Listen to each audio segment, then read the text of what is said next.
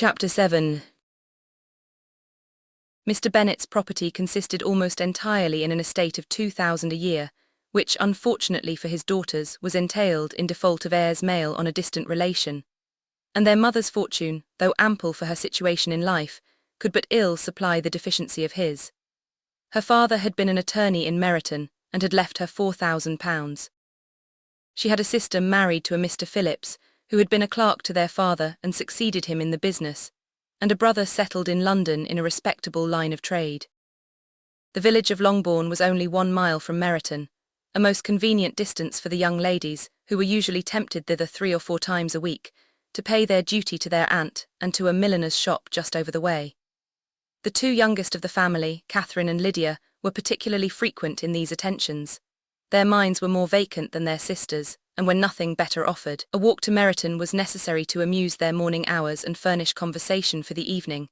And however bare of news the country in general might be, they always contrived to learn some from their aunt. At present, indeed, they were well supplied both with news and happiness by the recent arrival of a militia regiment in the neighbourhood. It was to remain the whole winter, and Meryton was the headquarters. Their visits to Mrs. Phillips were now productive of the most interesting intelligence. Every day added something to their knowledge of the officers' names and connections.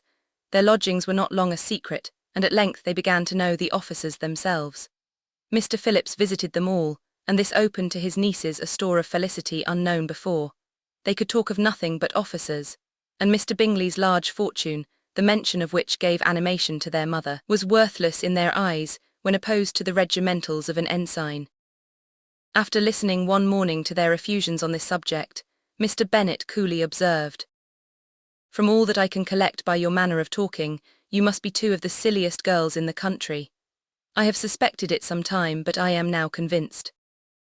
Catherine was disconcerted and made no answer, but Lydia, with perfect indifference, continued to express her admiration of Captain Carter, and her hope of seeing him in the course of the day, as he was going the next morning to London.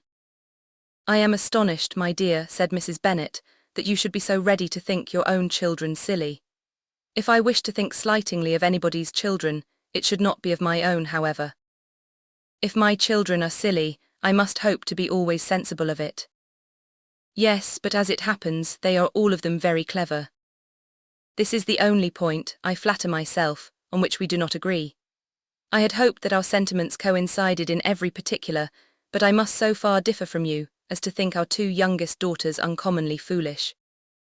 My dear Mr. Bennet, you must not expect such girls to have the sense of their father and mother.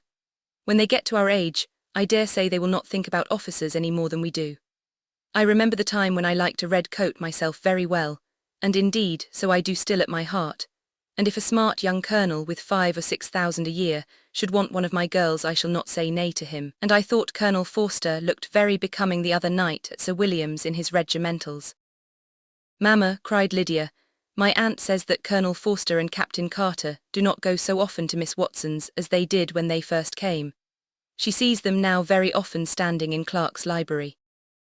Mrs. Bennet was prevented replying by the entrance of the footman with a note for Miss Bennet. It came from Netherfield, and the servant waited for an answer. Mrs. Bennet's eyes sparkled with pleasure, and she was eagerly calling out while her daughter read.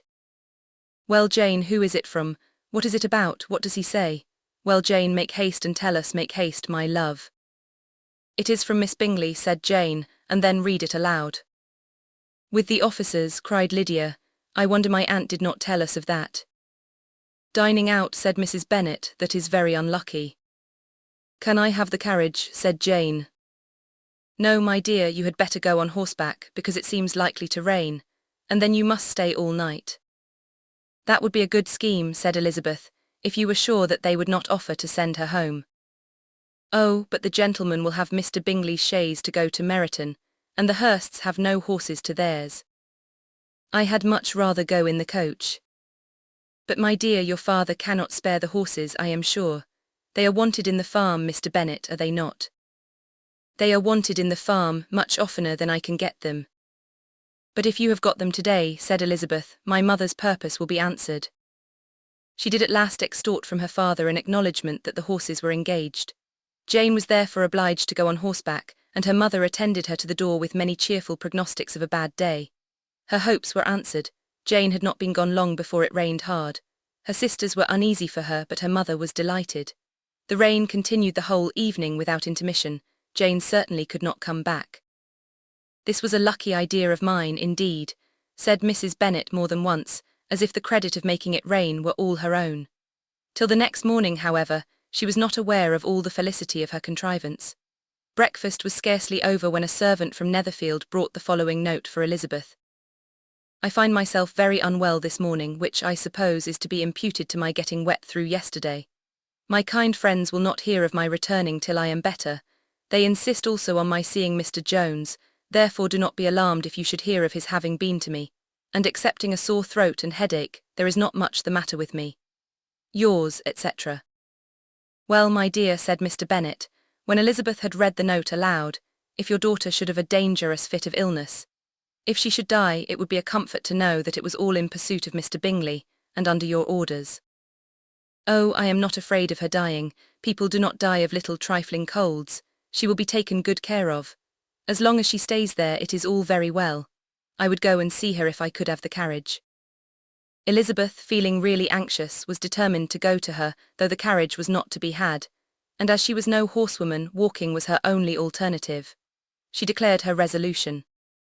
"How can you be so silly," cried her mother, "as to think of such a thing in all this dirt? You will not be fit to be seen when you get there." "I shall be very fit to see Jane, which is all I want." "Is this a hint to me, Lizzie?" said her father, to send for the horses. "No, indeed, I do not wish to avoid the walk. The distance is nothing when one has a motive, only 3 miles. I shall be back by dinner." "I admire the activity of your benevolence," observed Mary, "but every impulse of feeling should be guided by reason. And, in my opinion, exertion should always be in proportion to what is required." "We will go as far as Meryton with you," said Catherine and Lydia. Elizabeth accepted their company, and the 3 young ladies set off together. "If we make haste," said Lydia as they walked along, "perhaps we may see something of Captain Carter before he goes." In Meryton they parted.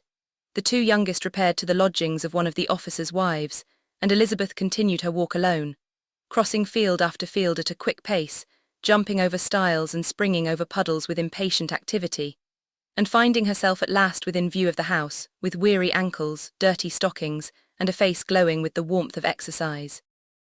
She was shown into the breakfast parlour, where all but Jane were assembled, and where her appearance created a great deal of surprise. That she should have walked 3 miles so early in the day, in such dirty weather and by herself, was almost incredible to Mrs. Hurst and Miss Bingley, and Elizabeth was convinced that they held her in contempt for it. She was received, however, very politely by them, and in their brother's manners there was something better than politeness. There was good humour and kindness. Mr. Darcy said very little, and Mr. Hurst nothing at all. The former was divided between admiration of the brilliancy which exercise had given to her complexion, and doubt as to the occasions justifying her coming so far alone. The latter was thinking only of his breakfast. Her inquiries after her sister were not very favourably answered. Miss Bennet had slept ill, and though up was very feverish and not well enough to leave her room. Elizabeth was glad to be taken to her immediately, and Jane, who had only been withheld by the fear of giving alarm or inconvenience from expressing in her note how much she longed for such a visit, was delighted at her entrance. She was not equal, however, to much conversation, and when Miss Bingley left them together, could attempt little besides expressions of gratitude for the extraordinary kindness she was treated with. Elizabeth silently attended her.